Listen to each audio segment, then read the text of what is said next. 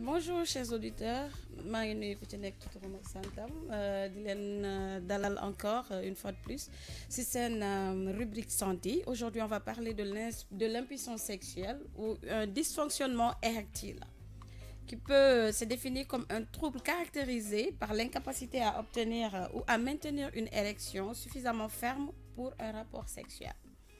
Donc pour les causes, il y en a beaucoup, on va citer certains.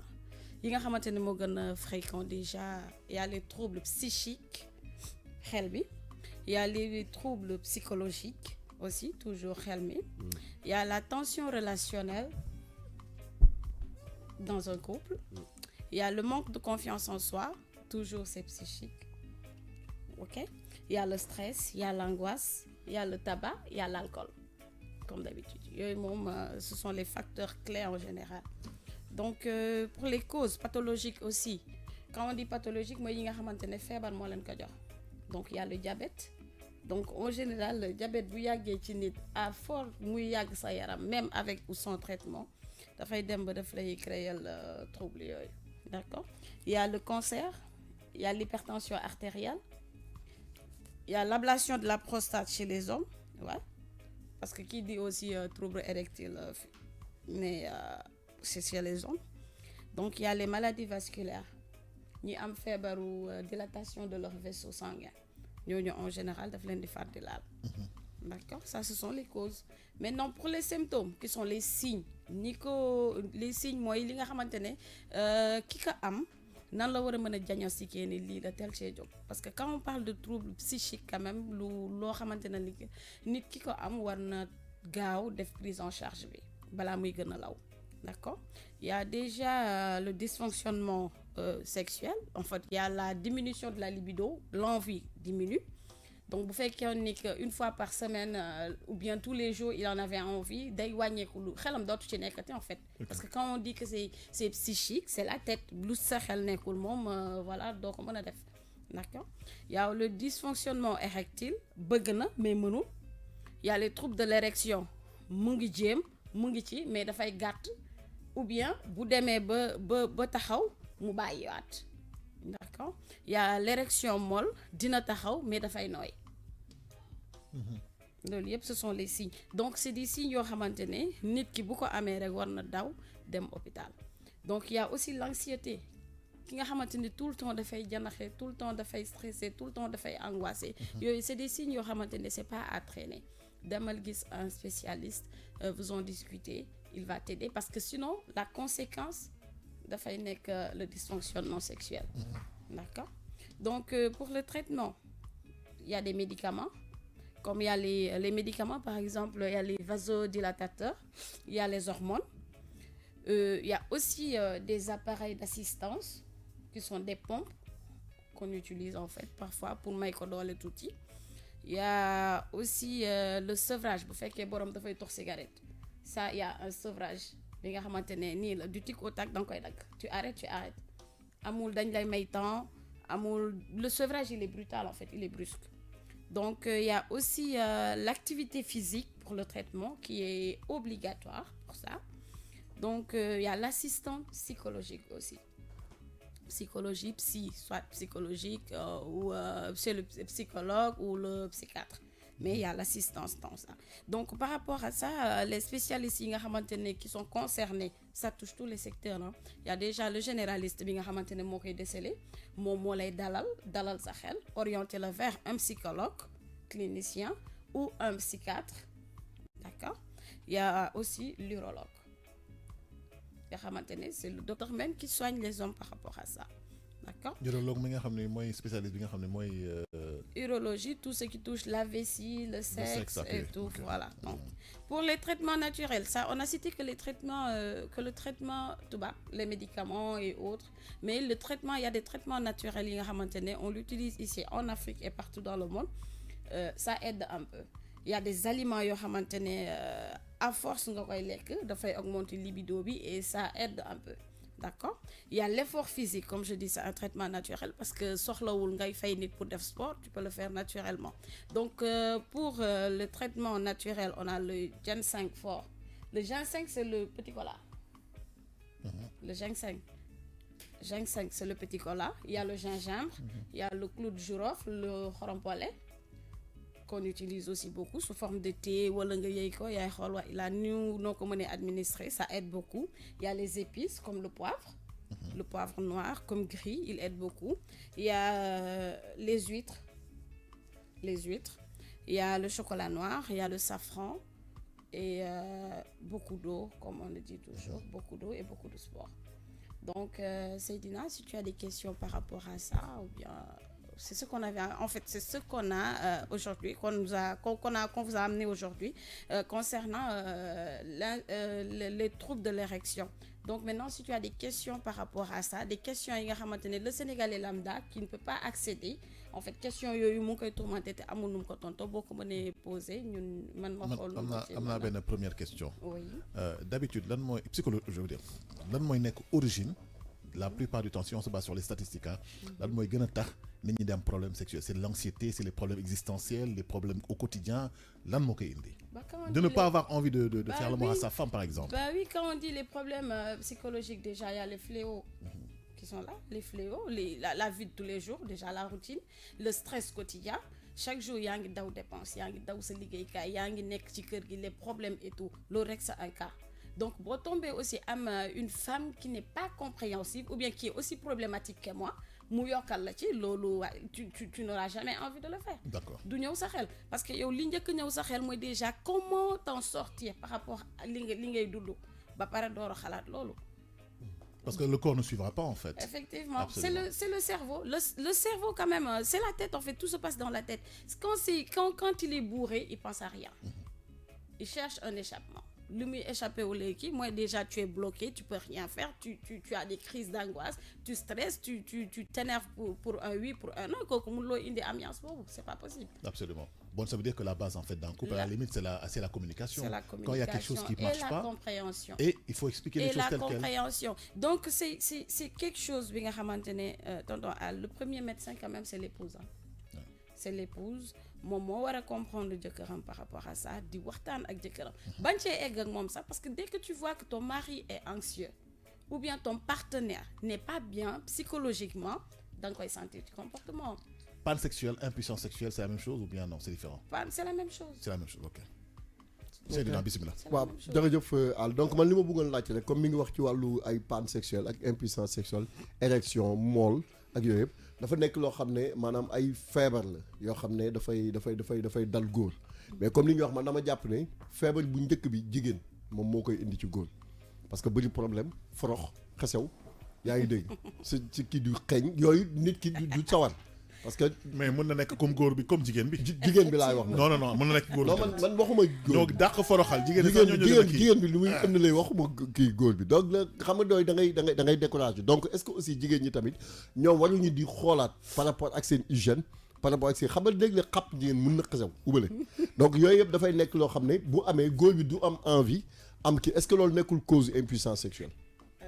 dama bëggoon ma wax tuuti avant nga koy tontu voilà je pense que ni boo nekkee ak sa jabar mu mel noonu da nga war a waxtaan ak moom ba loolu dañ ci moom avant ngeen di yegg fenn parce que am na ñoo xamante ne ngeen baal ma ci kàddu gi ñi ngi dem di jëndi ay nit ci mbedd mi di séq ak ñoom naka sudul noonu te ñooñu ñoo gën a am xet te dañoo fay seen xaalis mu neex leen mu naqar leen dinañ def lu ñuy def parce que ils ont payé leur argent loolu moom je pense que ni Fatou dina si tontu mais à mon avis ay affaire u xet ak yooyu nañ ko jël teg ne ñu wax leneen daal dama li tax ma wax loolu dama gis ne dafa nekk cause ci des fois tu vois le relation sexuelle mu bañ a envie. Non, mais impuissance, c'est un feebar là. Non, attends. Alors que ne pas avoir envie de faire l'amour à sa femme parce que li ak li, non, attends. C'est pas forcément lié. Non, ça peut être lié effectivement. Ah oui? Parce que le désir, si ta partenaire en fait ne te donne pas envie, tu n'auras jamais envie de lui faire. Au fur et à mesure, si ça devient psychologique, même déjà, tu as déjà cette image-là d'elle, c'est une femme qui n'est pas propre. Bonne impuissance sexuelle du yom. Non, yom. Xam nga yom moy lan. Waaw. yoom mooy ki nga xamante ne. yow mooy glace bu bàyyi. non et bàyyi ko mu expliquer yow. mooy impuissance sexuelle bi nga xamante ne. nga yaay médecin bi. non mooy mooy médecin waaye loolu ñun ñii waaye góor spécialiste nga. lu mu nekk spécialiste ñoo ko gën a nekk spécialiste ndax ñun ay góor lañ. bon mooy impuissance sexuelle bi nga xamante ne les causes sont pas trop. mais même bu question musa dal. parce que c'est bien de faire la différence comme nit ñi. c'est par stade en fait. Ok. c'est par stade boo demee ba ne ni kii dafa yomb mooy c'est l'impuissance sexuelle. Absolument. mooy bi ma njëkk lii parce que nee naa soit le gars il n'arrive pas à bander. moo tax l'envie n'a rien à voir dedans moo tax ma koy wax loolu. non l'envie peut couper. yaa ngi di jaxase affaire non yi. l'envie ça Non, coupe yaa jaxase affaire yi. effectivement l'envie non jaxasewul seulement moom xam nga moom mëninam la moom na muy waxee la en fait. voilà. Fatou il faut qu'on soit clair avec les auditeurs. non c'est ça. impuissance sexuelle ak yoom parce que nit ñi il faut mu leer seen bopp. moom laa lay expliquer Expliquez ba, nii mu gën a leer. l'impuissance sexuelle en fait li ma yoom mooy ki nga xamante ne il ne bande pas du Du tout. tout. Maanaam il ku est amul- mort ku amul glace. non il est mort. mun naa jóg dem de. non da ngay noppi xaar mu pare. il est mort carrément parce que sexuel. waxtaan moom dialogue la essence bu ma Ouais, dee. mais- non dialogue la yow dafay mun naa jox jóg xam-xam auditeurs yi. après yow nga poser question pour mu yokk sa xam-xam. waaw. tollewul leen. continuez. Donc, ce que je veux dire sans que li ma expliqué mooy impuissance sexuelle ou trouble érectile au fur et à mesure déjà en fait bi ma koy lim nee naa y a beaucoup de façons en fait ku ci nekk ak na muy troubler dëgg la. ak fa muy troubler am na ñoo xamante ne dafay jóg dina jóg ba mu am envie mu wàccaat sa kooku pan la ba tey am na koo xamante ne bëgg na mais mënul jóg mooy bi muy wax bi mu wax mooy yomb ce que vous dites yomb absolument. am na ki nga xamante ne dafay jóg mais du dëgër foog mu pousse ko foog mu may ko loxo dafay nooy moom il sent que il est au maximum mais il ne bande pas bien c'est molle. ça veut dire que la pénétration devient difficile. waaw Absolument. parce que du taxaw normal dafay nooy am na nag bi nga xamante ne aussi comme on le dit bi nga xamante ne aussi bëri na fi ci xale góor yi day jóg dinañu commencer seen activité sexuelle mais au lieu de faire 1 minute ou de faire 3 minutes ils ne font que 30 secondes. éjaculation précoce. ok ba tey c'est des troubles de l'érection. absolument. donc yëpp ci xeetu yoom la bokk rek. ok d'accord donc comme mu leer ci nopp ñëpp mooy lépp rek yoom la bii début la ak façon bi mais lépp traitement bi c'est dans la tête. ok maintenant je réponds à sa question effectivement l'envie boo ko amul ou bien yow partenaire bi nga am nga seexlu ko kooku doo mës a seex ak moom kooku même noo viril boo taxawee ci kanamam du jóg tu es impuissant devant ce partenaire là parce que tu n'as pas envie de le faire, c'est dans la tête. comment il faut faire des ma posé question. yow ko xam ne ko seexlu kay doo koy seq ak moom. dama la cause la. day poser cause la question rek cause la. effectivement cause d'impuissance C'est pas sexuelle. oui c'est comme aussi c'est du tic au tac hein. c'est la même chose en fait aussi chez les hommes hein. La femme mu sekk ak góor bu setul elle n'a pas envie et elle ne mouille pas mais xanaa et xamoon dans ne ce cas-là la pénétration devient difficile mais et est-ce ça que fait très jigéen mal. est-ce que jigéen aussi day am impuissance sexuelle. non kenn du ko tuddee impuissance sexuelle. Impuissance jigéen sexuelle bi nga féminine. xamante ne non du impuissance sexuelle loolu amul de. lan amul impuissance sexuelle féminine. loolu jigéen day bande. ay xamoo koon. ay mi waaye li ma wax duggal ci internet bi. waaye yow tey Dugal naa ñoo yow. def rubrique am. kan di kaay toog si votre place am. la kon ne kon maa ngi yow waaye vraiment ah yow mii laa wax. Chers auditeurs, on va en fait j'avais demandé à Seydina de poser la question comme vous qui êtes derrière en fait la radio question yi nga xamante ne yéen moom ngeen bëggoon a poser te mun leen ko poser pour Seydina poser leen ko mais apparemment li Seydina di poser ak li ne seen xel bokkul. c'est que yow da nga def erreur. dugg leen ci kii bi da nga def erreur. Seydina ne représente pas la majorité des auditeurs de King FM. yow defal sa speech et puis que les gens ku nekk gis ci sa bopp et puis mu gën a leer du dëgg. voilà. non kii représente pas la majorité. non ce Voilà. que j'ai dit c'est très clair. Maintenant Caay, par caay. rapport aux questions ce sont des questions yi nga xamante ne damay bëgg mu poser ci comme ça ñu mën cee revenir mais sinon selon la démarche que j'utilise en fait c'est très clair parce que je donne la définition les causes le traitement ak les conseils santé par rapport à ça. bah oui mais xam nga man Fatou dafa am benn affaire boo xam ne peut-être dafa am ambiguïté sama bopp dafa jaxasoo sama bopp. ok mooy man impuissance sexuelle boobu ma juddoo ba léegi. li ma ko xamee mooy koo xam ni mënul jógal. te c'est irréversible kenn mënu si dara. mooy xam dafa yomb. mais suñu ne ma koo xam ni da ngay tiim benn nit par exemple, t'as pas envie de lui faire l'amour, c'est impuissance sexuelle, ça veut dire que bon, c'est le jargon, mon élastique, quoi, en fait. Non, on te dit l'impuissance, en fait, non, c'est nous qui, nous, nous avons une définition, là, alors qu'il y a beaucoup de synonymes. Déjà, la première synonyme, c'est l'impuissance sexuelle ou le dysfonctionnement érectile. Dysfonctionnement érectile, moi je pense que c'est plus approprié, je pense, dans le second cas. Oui, parce que quand tu dis dysfonctionnement, c'est que dafa am panne rek, mais dina ñëwaat, voilà. OK. Mais l'impuissance sexuelle, quand même, moi, je peux dire, personnellement, je peux dire que le dysfonctionnement sexuel, en fait, le dysfonctionnement érectile, à long terme, son traitement, moi, yobu, impuissance Absolument, sexuelle. c'est vrai. Donc, ça revient au même. Donc, selon ces cas-là, avec les stades, même, ils arrivent à... Ils deviennent des légumes par rapport à ça. Donc, ils peuvent rien faire. Comme on donne au début, malgré leur handicap, mais ils peuvent rien faire. Ils peuvent rien faire, absolument. Ils peuvent rien faire. Et aussi, je réponds aussi à l'autre question de Seydina qui m'avait posé tout à l'heure, parce que quand il disait si la taille du sexe dafay déterminer ndax loolu dafay déterminer impuissance sexuelle. C'est pas prouvé scientifiquement. Bon, à ma connaissance, la taille et la forme ne comptent pas. Ça dépend de la taille aussi. C'est nit ki la. Ça dépend de la taille aussi. C'est nit ki la. Ça dépend de la taille. Non, mais non, ça c'est plus non. Puissance sexuelle bu góor. Mën naa poser question. L'essentiel am na doole taxawal taille bi compté wul. Pourquoi taille bi compté wul? Qui am un 15 cm ak qui am un 5 cm. L'essentiel dina am érection, dina am sperme, te ces spermes seront aussi pertinents que lui. C'est ça maintenant li ngay wax yeen li ngeen nekk di wax. Ça c'est l'envie. Bu gënal jigéen ñi. Ça, c'est l'envie.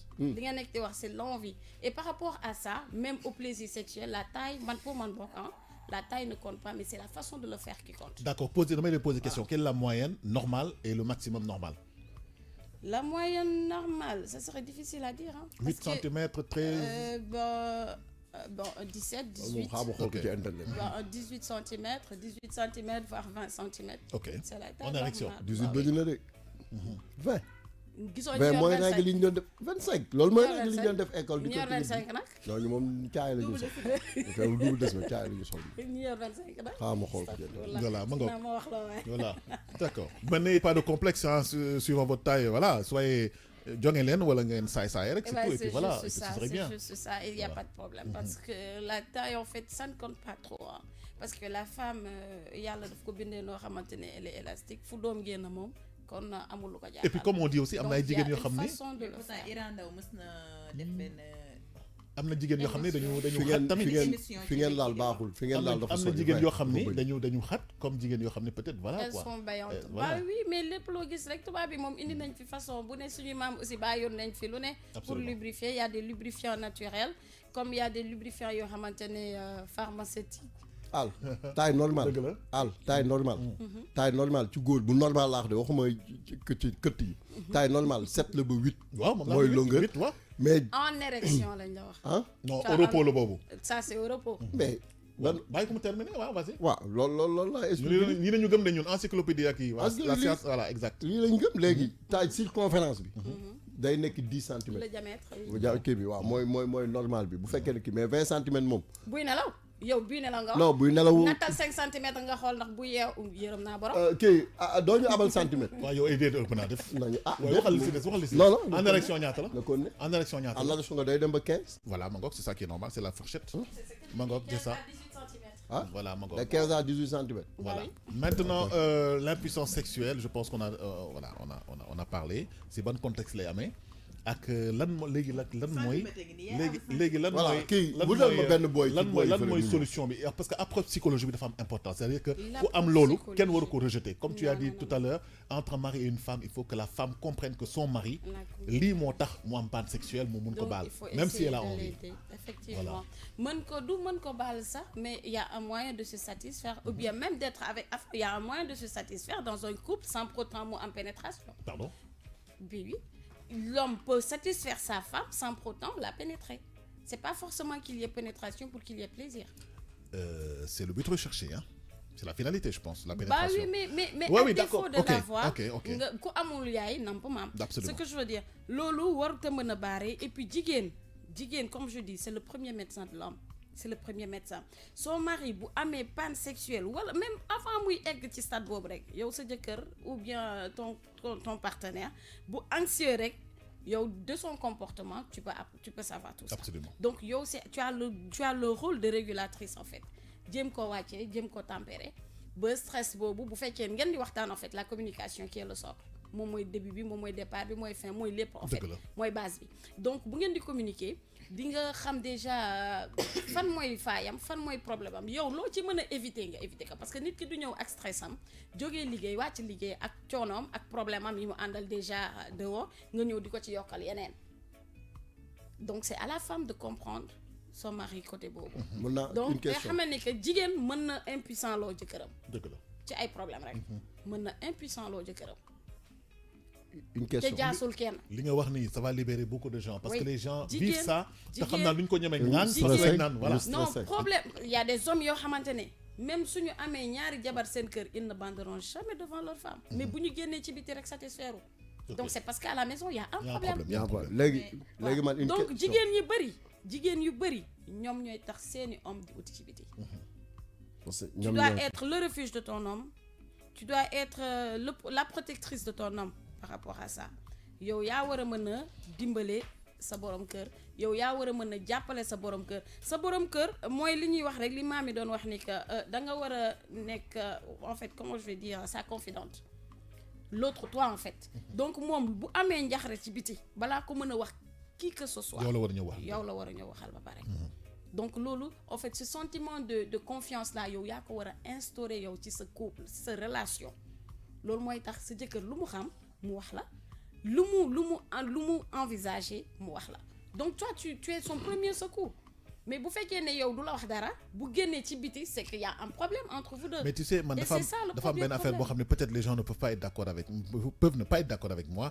Moi la femme maintenant je suis convaincu que vous n'arrivez pas à gérer vos émotions quelle que soit la situation parce que yéen il suffit que seen jëkkër am panne sexuelle nga ne mi ngi wut si biti. Secondo. daa sonné ci biti ñëw. waaw alors que mën na bañ a nekk loolu c'est-à-dire que mën na bañ a nekk loolu voilà il faut ngeen waxtaan seen biir quoi c'est important et de se faire confiance même bu dul waxtaan suñu biir et de se faire confiance en fait c'est ça il faut se faire confiance c'est la confiance tu sais la base de la relation telle qu'elle est en fait relation bu mu mënta nekk fraternelle ak relation de travail ou tout c'est la confiance absolument boo amul confiance ci nit ki mënuloo ko xam te jigéen mooy fiire boppam góor mooy fiire boppam mënuloo ko fiire góor lu mu bëgg a def suba ba ngoon yow mënuloo ko ci génnee que day joxe ci biti il fait du n'importe quoi dehors et tout t'as pas de preuve parfois ils ont pas de preuve il vient il est fatigué il n'arrive pas à bander tu en juges que dafa nekkoon feneen moo tax il n'a plus rien à te donner il s'est donné dehors alors que parfois tel n'est pas le cas bu sonnee liggéey déjà il y a 8 heures de temps de travail normal li nga xamante ne les scientifiques ne ni que nit normal pour yow nga mën a performant nga garder sa matière grise intacte nga mën koo dimbale à chaque fois boo tëddee en 1 heure de temps 2 heures de temps mu régénérer wu mu reprendre ay forces il faut nga liggéey 8 heures de temps donc maintenant un homme qui fait 10 heures de temps de travail 12 heures de temps voire bu tëddee nelaw rek dafa dee dafa lekk même pour lekk boo ko forcé wu du lekk kooku boo ko yokkalee problème daf la nga ko et la complication de tout ça c'est la dépression góor jëlee na ci feebaru bopp ci lii c'est un tabou ils ont ça ils ne le disent pas parce que c'est une remise en cause fondamentale de leur personnalité. C'est l'homme en fait, ça c'est l'homme. l'homme. Je suis pas viril. Non mais parce que il fait tout. Jigéen de la respecter. Gis nga li gën a loolu la gis ngeen jigéen ñi yéen. Man j'ai vu un cas boo xamante ne xëy na mu ngi may déglu bu ma dégloo dina ree ménage la boo xamante ne c'est un jour de divorce au tribunal la dame dit devant tout le monde mu ne ko nan la ko waxee sax daf ko xas ne ko est-ce que sax doom yi nga jur yow yaa leen jur est-ce que ji ñu la leen. donc dafa bon. non attends xam nga wax na ko ci biir nit ñi ça veut dire beaucoup de choses. il l'a descendu là. ça veut dire beaucoup de choses donc après divorce la dame 2 mois 3 mois plus tard dafa nekk en état mais le gars ne ko man juruma ko. doo ma ko ji et jusqu'à présent le gars n'a pas accepté la paternité de cet enfant là. bu dee ci diine da koy doomam la nangu na ko mais après divorce da ko wax te moom amoon na kersa revenir ne mbokku waa bi may wàcc dama ëmboon xanaa benn doom boobu rek la ñu am ñoom ñaar oui mais le gars il avait des enfants et même la dame aussi amoon na doom donc c'est pour dire que parfois kaddu baaxul parfois di nga bëgg mais le meilleur moyen sosal góor loolu la góor loo ko mënta wax ne ko góor jigéen wax ko beneen tour il s'en fout parce que amoo ci preuve mais benn chose la kenn mënut a justifier mooy du góor waaw mais nag aussi moytu sa bopp nag gis nga loolu bés boo ko waxee ba àdduna di dox ba ngeen juboo dina la wàcce loolu moom déjà parenthèse bismillah waaw dama lay expliquer moytu léegi man leneen li ma la bëgg a expliquer mooy góor laa bëgg a xam c'est-à-dire virilité góor maanaam pour góor mu jógal dëgg deret la buy comme dama dégg ñu ne deret mooy dugg ci awra góor pour mu dëgër wala sidit parce que da ngay gis góor dëgg dafay am sidit ndax sidit bi mooy jugal dëgg wala deret bi mooy jugal dëgg mais sidit mooy lan mooy yoonu deret ok sauf que ñaar la li nga wax ni lu am importance la parce que en fait il faut déjà savoir awra góor lan moo ko enveloppé en fait c'est quoi, c'est quel genre de muscle? C'est des cavernes ou un muscle ou bien je peux dire aussi un muscle spongieux, c'est comme de l'éponge. Quand il y a rien, c'est molle. Mais dès que dès qu'il est érectile en fait ce sont ces muscles là qui se gonflent parce que dafay engorger du sang, dafay jël deret. Bu jëlee deret ci lay jóg ci lay dëgër. Donc deret moo ko lal. Deret mooy dooleem. Donc les maladies cardiovasculaires mooy yi ma doon expliquer sànq maladies cardiovasculaires yi dafay ñi am feebar cardiovasculaire en fait ñoom ils ont des problèmes de sang, ils ont des problèmes pour irriguer leur sexe normalement, pour mu am irrigation bu normal, donc ñooñu dañuy am problème mu yomb, dañuy am problème mu impuissance sexuelle. Donc moo tax premier traitement bi médicamenteux ce sont des vasodilatateurs yi nga xamante ne ça dilate les vaisseaux sanguins pour mu mën ko irriguer bu baax. Absolument. Pour l'aider. Et à ce moment-là parce que c'est quand le muscle, c'est un muscle spongieux, c'est comme de l'éponge, hein. De l'éponge quand il y a rien, c'est molle. Mais dès que tu mets de l'eau bu engorger, si lay dëgër. C'est comme ça. Absolument. C'est le sang mooy tax mu dëgër. Donc bu amul bu pariwa bi bu amee un kii nu mu tuddati une vasostruction, comme on le dit encore, le mot m'échappe un peu, maanaam le vaisseau sanguin bu amee lu ko obstruer tuuti, bu amee lu ko sewal tuuti wala mu am loo xamante ne deret bi mënta jàll normalement, dafay am problème. Absolument. Parce que c'est pas bien irrigué. léegi man dernière question su fekkee mun naa. On va y arriver. Ok léegi xam nga yow wax nga li tax góor muy jugal maanaam muy deret bi dugg ci kii bi ak sidit bi léegi góor bu éjaculé maanaam daanu. waaw da ngay jékki-jékki gis affaire yi peeraat fiiw loolu lan moo koy causé. libido bee jeex. libido bi mooy deret bi. mooy envie bi. envie bi d'accord mais bu góor xam nga des fois di nga gis góor bu éjaculé rek. waaw affaire yi def piw nga gis góor bu éjaculé tamit affaire bi continué di def. envie bi jeexagul. Psychologiquement c'est pas toi, c'est l'envie. Oui mais deret bi psychologique moo koy yéegal wala moo koy wàcc. ak fi nga toll tamit deret bi c'est l'envie bu envie bi wàccee rek mu dellu place am. C'est la tête en fait, tout se passe dans la tête. Moo tax le premier traitement en fait c'est la tête, c'est la discussion, c'est la communication. am na ñoo xam ba ñu nëbb sa feebar góor ñu bëri ñu ngi ko am ba mu dem ba di leen lor aussi duñ ko wax. duñ ko wax te gis nga à partir de 40 ans dès que nga atteindre 40 ans rek sa libido dafay commencer wàññeeku. Absolument. Tu n'es plus performant comme. Pas non. Bah oui day wàññeeku.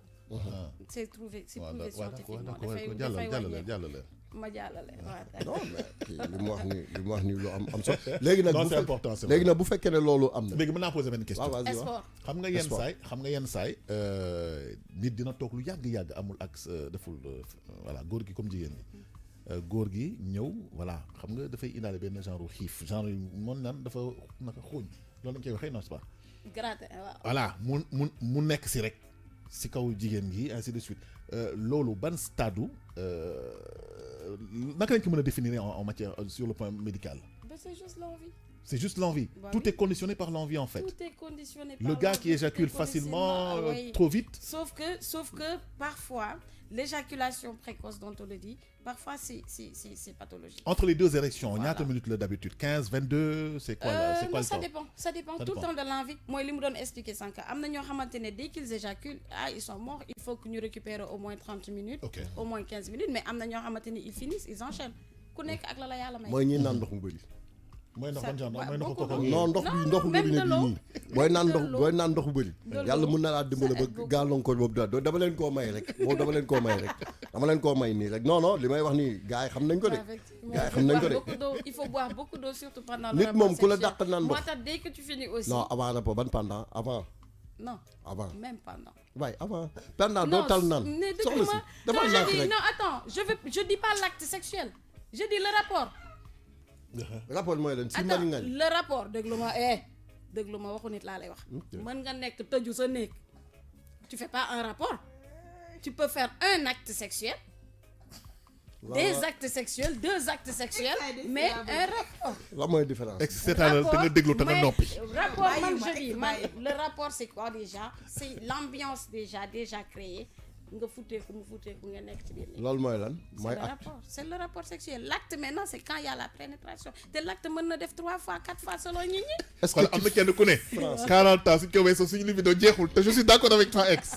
non mais Donc, 40 ans da nan Da la suñu ngay bëggoon def di jeexal sport. Da ngay moom def la wax sànq, sport. Il Yéen, faut faire du c'est sport. que jigéen ñi- 40 ans sans sport, tu peux plus rien Loolu- faire. loolu li nga wax Non, amul. Voilà, non. loolu Non. Li ma la voilà, defalee. c'est conditionné par quelque chose. Non. amul 40 ans. scientifiquement je te c'est dis. pas prouvé amul Ah, si, Mais si, si. xool ko, Amul. c'est Du prouvé. am kattan. amul Du am kattan. sa waay wuy ma C'est prouvé scientifiquement. Ouais, xaaral. Tu vois, nous, on Xam ne nga dit yow, rien. li nga nan la xamante paa ne di amee c'est- 90 ans di am doom waaye xoolal loolu. Ouais, non, loolu Ça n'a amul rien loolu à benn voir. la bàyyi Loolu non dañuy non, touché non, bàyyi non. waaw oui ma. al nañ Ça n'a leen rien à déglante voir. Xoolal affaire bi. nañ leen Kii, déglante xoolal, abdominaux yi la. waaye nit ñi amuñu C'est abdomen bu le doon biiru sport. rëy yaa ngi fi C'est ñoo le xam ne seen biir yi dafa toll qui ni le paan conditionne. seen C'est le biir yee sport toll qui ni le paan amuñu conditionne. abdomen Tu vois, un muscle qui ne travaille pas, il s'amyotrophie. Absolument. waaw Il faut travailler. Gis nga nit ñi dañu foog ne ni que le sexe, en fait, Mais- c'est ah, le rapport bon, là, ils sexuel étaient ni. qui aide. Mais sport bi ngay def, yaa ngi muscler sa organisme. Oui. Le sport, c'est travail, la sa cardio, sa endurance. C'est le C'est premier logique. traitement. Loolu moom Kader xoolal dégg ma naan Kader en fait Seydina. Après nga jël suñu bon yooyu. Voilà. mooy sa Viagra ak yooyu après nga jël ko. non man non pourtant li ma Non, leen di tu wax peux- nii li ma- xam nga gis nga li waxtaan bu ngay amee waxtaan bu amee Day kii am jigéen la dégluwante. kii mënul xam ba gën ñoo xam ah di def la jàng médecine. saa waay bu lu mu jàng-jàng jàng ak pratiquer bokkul non non non yow pratiquer rek. jàng ak pratiquer xam nga bokkul oui ma Eh, non, pratiquer non, Seydina. am nga pratiquer mooy lan. il a vécu l'expérience moom il a plus de 40 ans kii li muy wax kii li muy wax xam si dara pratiquer wul lépp. mu ne sa waay kaa ma xale benn affaire de mun naa la expliquer rek li muy wax mun naa ko d'accord de mais gis nga li muy wax ni ak réalité bi dafa am faussé lu leer nag laa leen wax léegi bu leen neexee ngeen gëm ko bu leen neexee Léegi tamit gëm nañ ko de. li nga wax weddiwu yow ko. kàccoor nga. Je veux ni te ma dire. nekkee kàcce Et aussi il y a des études qui prouvent que attends 40 ans yooyu ngay wax moins de 40 ans de 25 à 40 ans ñoom ñooy gën a utiliser Viagra que maintenant actuellement les vieux. absolument. Ils ne l'utilisent plus. Les vieux maintenant, ils mangent sain, ils mangent bio, ils font beaucoup de sport. Tey jii boo demee gis nga la journée, tu trouves que les jeunes ñu ne fa en musculation, ils font plus de la musculation que du sport. absolument. Alors que les vieux, ñoom déjà seen musculation dafay ànd ak ay androïdes yu ñuy naan. Tu vois, les protéines aussi yu ñuy naan. Mais les vieux, ñoom ils ne prennent rien. il peut que des produits naturels. Dañuy de ça. wàcc Ils changent de drogue nekk fële ci alimentaire. corniche bi di daw ñooñu seen libido ba tey changé parce que sport bee leen ko may. kii mais bu ñu toogoon defuñu dara. kii femme bi mënuñu waaye dara. déglu ma femme bi oh gis nga waaye un déglu- vieux déglu ma un vieux expliquer de la 90 ans boobu ngay wax noonu te nekk àll ba di jur bul xeeb sportam boobu muy dem di sàmmi di ñëw di Kooku def moo ko di ëpp ñëw kàttan. kooku moo la ëpp Waaye kattan muy de loolu- un li ma- de deux keneen ka ngay wax day pousse pour mu li ma nekk. leen bëgg a expliquer waxuma waa léegi waxuñu ko dans une minute on va D'accord. boucler quand Dans même. une- avant ñuy boucler may ma de un Exidex man sa nawle laa bu ma tooñ yii ngay wax sama yoon nekku ci lu may àttee mel ni xeex a fi am Man- léegi Exidex message na ma neen dafa bëgg nga tontul ko nee na traitement naturel yi lu ci mel ni ay jinjeer ay petit cola ay clou de girofle maanaam xorompole jaar yooyu nee na nan lañ koy utiliser nee na nga wax ko loolu non yooyu utilisation bi elle est individuelle hein. Elle est individuelle parce que tey jii je vous dis l'effort physique déjà mooy première bi ñuy njëkk a wax l'effort physique moom amul gaañ. mooy toujours faire du sport. Ce sont les mesures hygiéno-diététiques loolu moom dans toute pathologie qu'on puisse dire en fait il y a le sport déjà qui domine tout. Mën nga génn ci fil bi ah. Hormis loolu il y a le ginseng qui est le petit cola man gis naa en fait paa yi di ko lekk benn le matin en fait parce que amul dosage en fait ku nekk ni ñu ko sentir am na ñoo xam ne à longueur de journée dañ koy lekk saa yi bi ñu ko sentir lañ koy lekk amul ngaañ bon sauf que am na glucose parce que li ñuy wax amul ngaañ xëy na ci beneen fànn la dul ngaañ mais am na ci yenn fànn yoo xamante ne dafay lii parce que dafa am effet caféine donc dafa am suukar mon petit cola bi. man daal question bi ma bëggoon am na aussi comme les épices naturelles en fait le poivre man gis naa koo xamante ne il ne mange pas en fait pas pour l'utilisation du poivre ce qu'il fait il prend une cuillère à café de poivre mu def ko infusion si ndox mu tàng comme le matin buy naan café rek bu naanee café ba pare mu def infusion poivre bi mu naan ça le rend viril moom selon lui et puis ça vient de le prouver aussi mais moom par rapport à ça c'est son traitement à lui am na ñoo xam dañuy lekk poivré. Ils mettent beaucoup de poivre dans ce qu'ils mangent mooy les épices hormis loolu il y a le clou de girofle il y a soit en infusion wala ñi nga xamante ne dañ koy damm ni di ko yëy tuuti donc boobu aussi je ne peux pas dire que lii dosage bi lii ak lii la d'accord il y a les huîtres nag mooy ay yoxos oui les fruits de mer les fruits halieutiques voilà yooyu aussi ils sont très riches ce sont des aphrodisiaques naturels et en général même on les mange très épicés soit danga koy baxal wala même boo ko toggul sax nga baxal ko nii mariner ko ba mu kii ak du citron piment et autres donc ça se mange très épicé voilà assaisonné et tout donc tu peux le manger comme ça hormis loolu aussi le gingembre soit tu le prends comme ça en pastille parce qu'il y a des pastilles maintenant yoo xamante ne da nga koy màcc te yooyu tu peux le prendre tout le temps il y a en tisane en thé chaud ou bien en jus ou bien même nga koy jël noonu di ko yëy donc le gingembre ça va le chocolat noir aussi à gogo amul ngaañ sauf que chocolat noir peut-être moom mën na irriter tuuti l'estomac parce que parfois il y a des pathologies yoo xamante ne boo ko amee dañ la tere chocolat noir comme déjà si tu as un problème d'incontinence d'épigastralgie dañ lay tere chocolat parce que dafay yokk l'hyperproduction d'acide donc déjà da ngay am ay reflux gastro-œsophagien donc dañ lay tere chocolat bi donc bu dee amuloo problème yooyu aussi il y a le safran qui est un colorant alimentaire naturel mais à base naturelle tu vois le safran yi ñuy def muy jaunal ceeb bi wala couscous gi parfois c'est très bon boo ko defee en infusion il y a aussi le poivre comme je l'avais cité donc je pense que j'ai répondu à tes questions oui largement court bref et précis par rapport à ça oui Seydina non li ma bëggoon jox conseil xale yu góor yi rek xam nga yow da nga wax ci wàllu santé mais góor en tant que man conseil may jox góor boo xam ne fexeel ba bul am hémorroïde maanaam sa neer yi fi deret di jaar bu ko dara fat ngay nelaw lu bëri di naan 4 litres ndox wóor na yàlla ba 90 ans da ngay simmali ngàññi di ngénte d'accord macha allah xam nga man ba ma doon jàngi école sax le naturalisme ba ma doon def terminal ci la amee sama bac man tout ce qui est naturel j'aime mais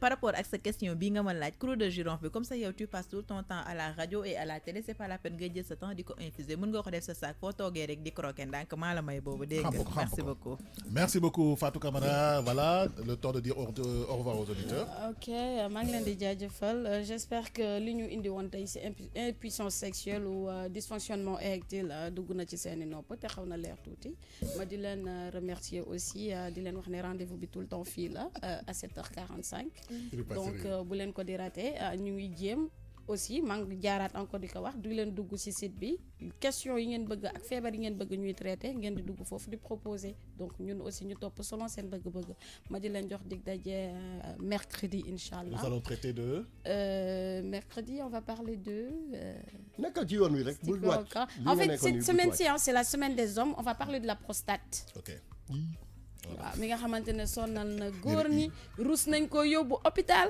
te da leen di indil lii impuissance sexuelle absolument waaw impuissance sexuelle moo ci gën a ndaw ci lim lay indil parce que boo ko négligé ça fait un cancer da lay def adénome de la prostate et puis mën nga ci dem ba ñu def ablation bi dindi ko carrément booboo gën a dee lépp nag xam nga boobu nag sonde urinaire rek lañ lay bàyyee ngay balaagal ak moom lu ñuy dindi awra bi yëpp la ñuy génnee teg ko côté bu demee on va en parler mercredi. Donc on va en parler mercredi, Inch'Allah. D'ici là, je vous souhaite de passer une très belle semaine. Yendu leen ak jàmm. Merci. D'accord, merci Fatou Camara. Larry moo doon animé rubrique King Santé te ñu doon wax si wàllum impuissance sexuelle maanaam góor bi nga xam ne mënulul dara voilà soxna voilà wàcc lal comme on dit. Léegi nag ñu jàll si King People et après les brèves